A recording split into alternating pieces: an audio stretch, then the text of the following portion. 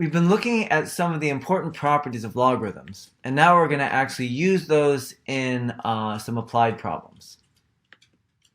So first we're going to review the logarithm properties that we've already learned, and then we're going to use them to solve an applied problem.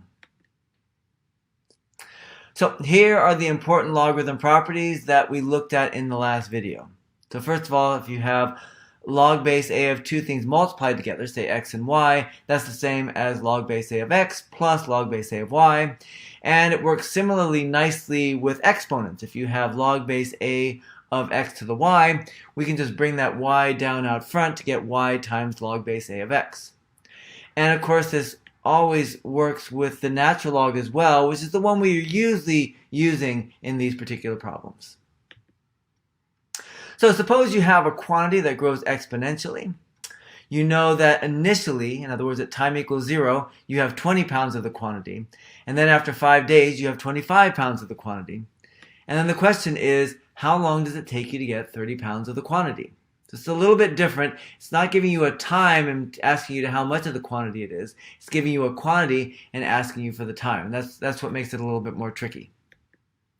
So the first thing we want to do is develop our model for this particular problem. And so it is exponential, and so we end up with the quantity at time t days being q of t equals a times b to the t. And our first two goals are to find a and find b. But that's not going to be too bad. We know what happens at time equals 0. At time equals 0, we have 20 pounds of the quantity. But we also know we have however much of the quantity we have when we plug in time equals 0 into our formula, which is a times b to the 0, which means that a times b to the 0 is equal to 20 pounds. So b to the 0, no matter what b is going to be equal to 1, so that gives us a equal to 20. So we got one of the constants down, 1 to go. Our q of t is now 20 times b to the t. Now we use our second piece of information. At t equals 5, we know we have 25 pounds of the quantity. We also have the amount of quantity that we have by plugging t equals 5 into our formula, which gives us what, a times b to the 5th. So we get 20 times b to the 5th equals 25.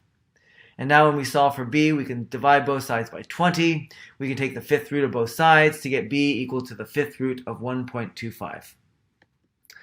So now we have our model, q of t equals 20 times the 5th root of 1.25 to the t.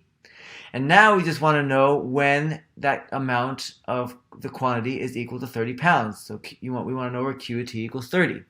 So how do we find that? Well, we just set our q of t equals 30, or rather our formula for q of t equal to 30, and then solve for t. So that's what we get. We get 30 equals 20 times the 5th root of 1.25 to the t power.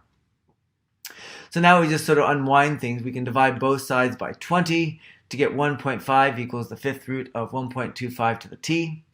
Now that t seems like it's trapped up there in the exponent, but remember our logarithm properties allow us to bring things in the exponent down outside the exponent and even outside the logarithm. So we're just going to take a log of both sides. Which log? Any log that you want. I like ln myself.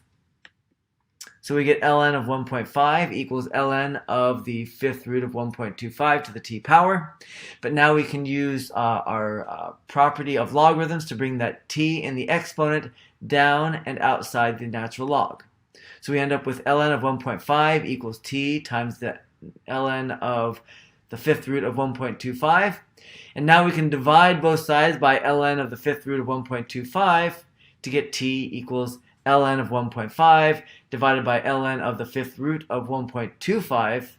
And if we pop that into our calculator, it means in about 9 days, maybe a smidge more, we'll get to 30 pounds of the quantity.